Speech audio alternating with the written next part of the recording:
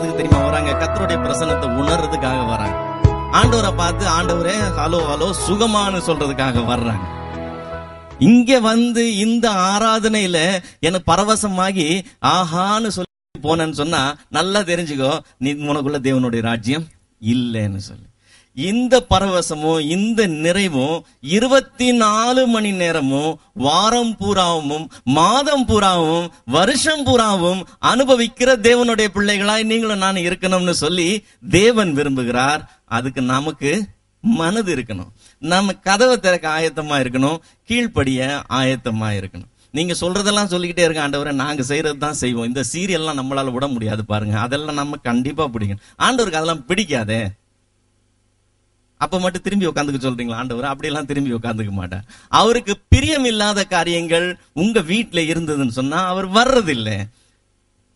கர்த்தருக்கு பிரியமானவன் அவரோட சுகமாய் தங்கி இருப்பானா, அவனை அவர் என்னாலும் காப்பாற்றுவாராம், அவன் எல்லைகளுக்குள்ளே அவர் வாசமா இருப்பாராம். இது சத்திய வேதம் சொல்லுகிற சத்தியம், இதுல மாற்றமே கிடையாது. இதைத்தான் ஆண்டவர் சொல்றாரு, இது உங்களுக்குள் இருக்கிற கர்த்தருடைய காரியம். பரலோக ராஜ்யத்துல சந்தோஷம் எப்படி இருக்கும், பரலோக ராஜ்யத்துல மகிமை எப்படி இருக்கும், ஆண்டவருடைய பிரசன்னத்தின் மகிமை எப்படி இருக்கும், இதையெல்லாம் நாம போய் தான் பார்க்க போறோம் இல்லையா? நாம எல்லாத்தையுமே அங்க போய் தான் பார்க்க போறோம்னு சொன்னா நம்ம இங்க வாழ்ற வாழ்க்கை ரொம்ப வெறுமையா இருக்கும். நம்ம அப்படி வெறுமையாய் வாழ தேவன் விரும்பப்படல. அதனால தான் அவர் சொல்றாரு, நான் போகிறேன், அதனால யார அனுப்புறேன்?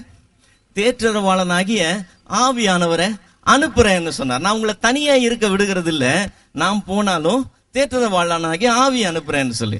இந்த ஆவியானவருடைய அபிஷேகத்தையும் அந்த அனுபவத்தையும் பற்றி கொரிந்தியருக்கு எழுதும் போது பவுல் சொல்லுகிறார். வாசிக்கலாம். 2 கொரிந்தியர் 1வது அதிகாரம் 22வது வசனம்.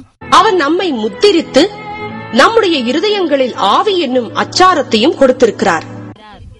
என்ன கொடுத்திருக்கிறாரா? ஆவி என்னும் அச்சாரத்தை கொடுத்திருக்கிறாரா.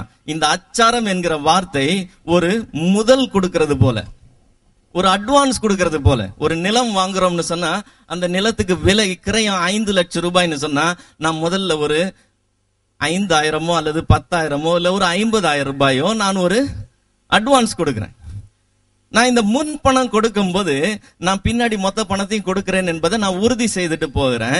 எனக்கு ஒரு பெரிய சந்தோஷத்தை தேவன் வைத்திருக்கிறார். அந்த மகிமைக்குள்ள நான் பிரவேசிக்க போகிறேன். அந்த மகிமை எப்படி இருக்கும் என்பதற்கு கொஞ்சம் டேஸ்ட், கொஞ்சம் சாம்பிள் கொடுத்திருக்கிறாராம். அதுதான் அச்சாரம் ஆகிய ஆவியாம். இதை இந்த ஒரு இடத்துல மட்டும் பவுல் சொல்லல, இதே 2 கொரிந்தியர் 5வது அதிகாரம் 5வது வசனத்தை சொல்றாரு. எபேசியர் 1வது அதிகாரம் 13வது 14வது வசனத்திலையும் சொல்றாரு. வேதத்துல 3 இடத்துல பார்க்கிறோம் ஆவியானவர், அச்சாரமான ஆவியானவர். அந்த அபிஷேகம் இருக்கும் போது அந்த பிரசன்னம்னா என்னன்னு எனக்கு தெரியும்னு சொல்லி தேவ பிள்ளை சொல்லும். தேவன் பேசினா எப்படி இருக்கும் என்று சொல்லி தேவ பிள்ளைக்கு தெரியும். தேவன் எங்கள் மத்தியிலே உலாவி எங்கள் தேவனாய் இருக்கும் போது அந்த தேவனுடைய ராஜ்யம் எங்களுக்குள் இருக்கிறது என்று சொல்லி வேதம் சொல்லுது. இந்த தேவனுடைய ராஜ்யம் நான் ரட்சிக்கப்படுறதுனால எனக்கு ஆட்டோமேட்டிக்கா கொடுக்கப்படுகிற தேவனுடைய ராஜ்யம் அல்ல, நான் இதை தேடி பெற்றுக்கொள்ள வேண்டும். வாசிக்கலாம். மத்தேயு எழுதின சுவிசேஷம் 6வது அதிகாரம் 33. முதலாவது தேவனுடைய ராஜ்யத்தையும் அவருடைய நீதியையும் தேடுங்கள், அப்பொழுது இவைகளெல்லாம் உங்களுக்கு கூட கொடுக்கப்படும். வேதம் சொல்லுது இந்த தேவனுடைய ராஜ்யத்தை என்ன பண்ணணுமா? தேடணுமா? ஹல்லேலூயா. தேவனுடைய ராஜ்யத்தை தேடுங்க. எப்படி தேடுங்க? முதலாவது அதை தேடுங்க. அஞ்ஞானிகள் எதை நாடி தேடுறாங்களா? எண்ணத்தை புசிப்போம், எண்ணத்தை குடிப்போம், எண்ணத்தை உடுப்போம் என்று சொல்லி அவைகளை எல்லாம் அஞ்ஞானிகள் நாடி தேடுறாங்க. இன்னைக்கு கிறிஸ்தவ ஜனங்கள், தேவனுடைய பிள்ளைகள் எதை நாடி தேடுறோம்? காலையிலிருந்து ராத்திரி வரைக்கும் நம்முடைய ஓட்டம் எதுக்காக இருக்குது? எண்ணத்தை புசிப்போம், எண்ணத்தை கொடுப்போம், எண்ணத்தை உடுப்போம். ஐயோ பிரதர் ஃபீஸ் காட்டணுமே, ஐயோ பிரதர் எனக்கு இதுக்கு காசு வேணுமே, அதுக்கு காசு வேணுமே, காசு இல்லைன்னா நான் என்ன பண்ணுவேன்? அஞ்ஞானிகளும் அதை தான் நாடி தேடுறாங்க, நாமும் அதை தான் நாடி தேடுறோம். வேதம் வாசிச்சா பிரதர்? இல்ல பிரதர். ஜெபம் பண்ணியா? இல்ல பிரதர். டைம் இல்ல பிரதர், நாளைக்கு பார்த்துக்கலாம். இன்னைக்கு கூட்டத்துக்கு வரது கூட நிறைய பேருக்கு டைம் இல்லை. தேவனுடைய ராஜ்யத்தை முதலாவது தேடுங்கள்னு சொல்றாரு. உங்களுடைய வீட்டுல கர்த்தர் இருக்கிறாரான்னு பாருங்க. கர்த்தர் இல்லைன்னு சொன்னா அவரை முதல்ல உள்ள வர வைக்கிறதுக்கு என்ன செய்யணுமோ அதை முதலாவது செய்யுங்க.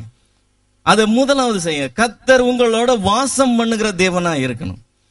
அந்த அனுபவம் நமக்குள்ள இருக்கணும்.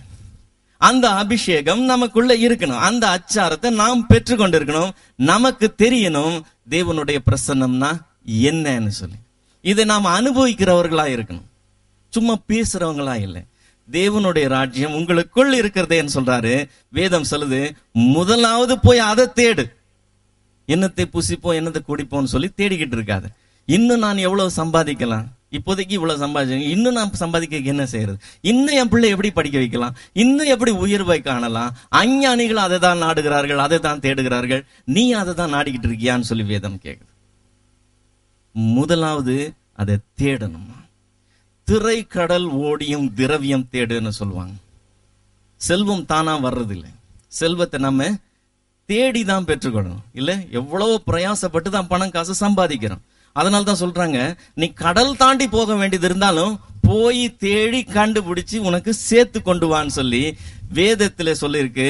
நீ அந்த தேவனுடைய ராஜ்யத்தை தேடணுமா? தேடுறதுன்னா ஈஸ்டர்ல உட்கார்ந்து இருந்தா அது உன்னை தேடி வராது, நீ தான் அதை தேடி போகணும்.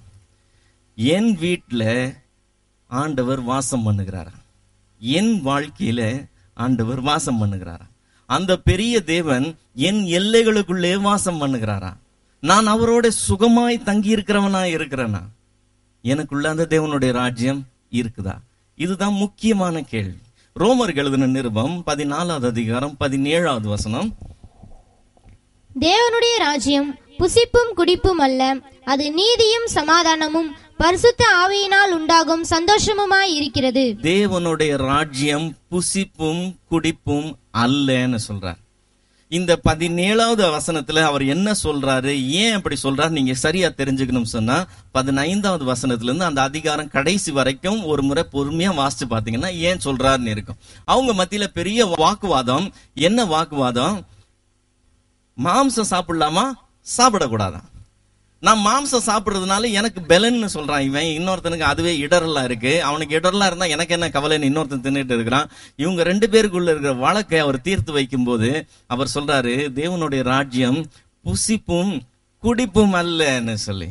இன்னைக்கு சட்ட திட்டங்களுக்கு நம்ம மத்தியில குறைச்சலே கிடையாது. பாத்துக்கங்க, என்ன கலர் ட்ரெஸ் போடணும், எப்படி தலை சீவணும், எப்படி இருந்தா பரிசுத்தவான், வேதத்தை தூக்கிட்டு நானே எப்படி பைபிள் சபைக்கு வரணும், நான் எப்படி உட்காரணும், எப்படி எந்திரிக்கணும், எல்லா விதமான காரியங்களுக்கும் சட்ட திட்டங்கள் ஏராளமாய் உண்டு.